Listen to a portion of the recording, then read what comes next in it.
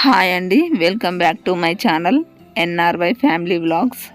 వీటిని తాటి ముంజలు అని అంటారు. ఈ కవర్లో నుంచి ఒక గిన్నెలో వేసుకుంటున్నారు తాటి ముంజలని. కవర్లో నుండి తాటి ముంజలు అన్నిటిని గిన్నెలోకి వేసుకున్నారు.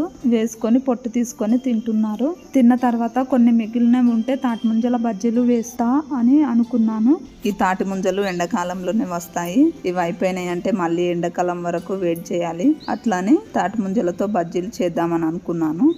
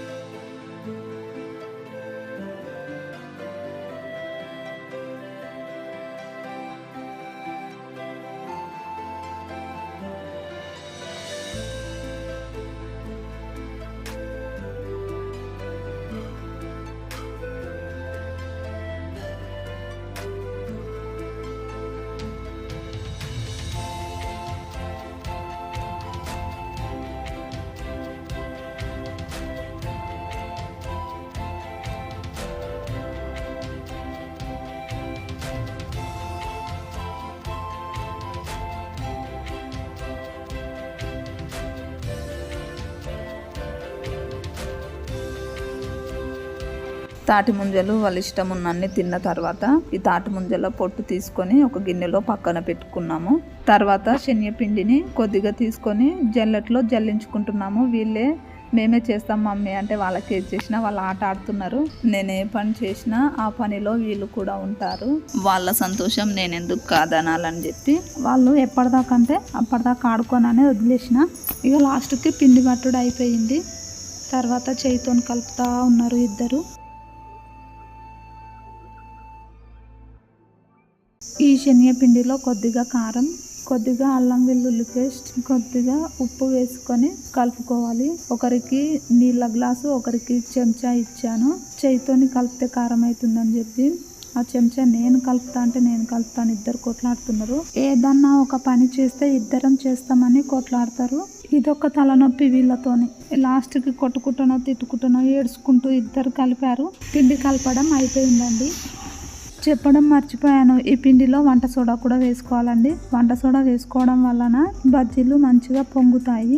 ఇప్పుడు పొయ్యి వెలిగించుకొని దానిపైన కడాయి పెట్టి అందులో డీప్ ఫ్రైకి సరిపడేంత నూనె పోసుకొని వేడి చేసుకోవాలి.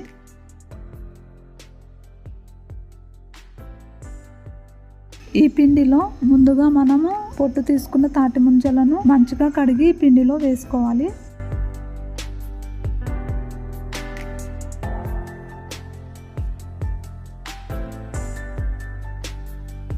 తాటి ముంజలను పిండిలో వేసుకున్న తర్వాత నేను చూపించిన విధంగా చేసుకొని వేడివేడి నూనెలో వేసుకోవాలి. అన్ని తాటి ముంజలను అలానే చేసుకోవాలండి. ఒకవైపు మంచిగా కాలిన తర్వాత ఇంకొక వైపు తిప్పుకోవాలి.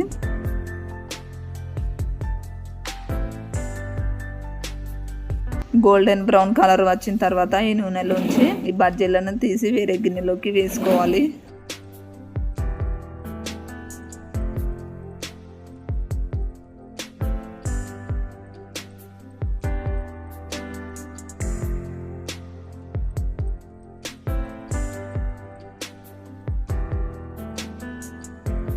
ఇవి చల్లగైన తర్వాత ఒక చాక్ తీసుకొని కట్ చేసుకొని తింటే చాలా బాగుంటాయండి. వీలైతే మీరు కూడా ఒకసారి ట్రై చేసి చూడండి, చాలా బాగుంటాయండి.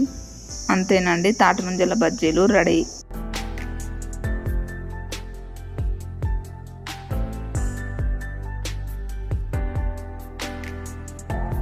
అన్నీ చిన్న చిన్న ముక్కలుగా కట్ చేసి మా పిల్లలకి ఇచ్చానండి. వాళ్ళు తిన్నారు, నేను కూడా తిన్నాను. చాలా బాగున్నాయి.